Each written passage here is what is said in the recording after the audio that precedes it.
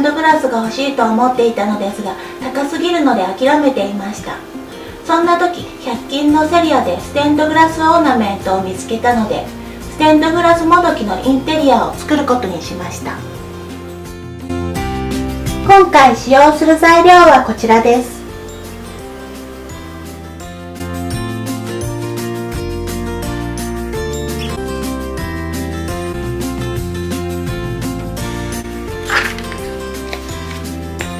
こちらのカットしたすりガラスシートを貼り付けます。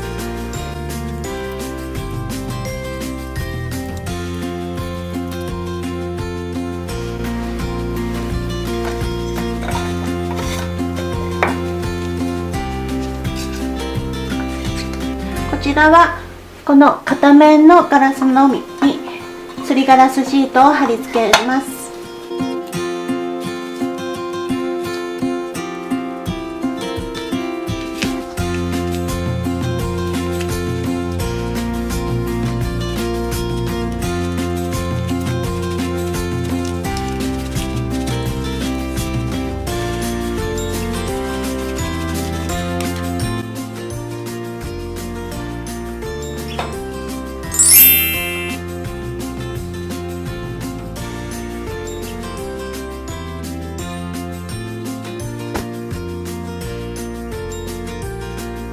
写真立ての枠とカットした木材をフライワックスで塗装します。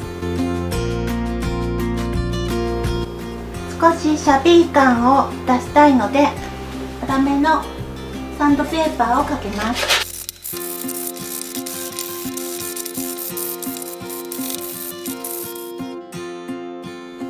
写真立ての枠にカットした木材とステンドグラスオーナメントを取り付けていきたいと思います。すりガラスシートをつけた面を下にします。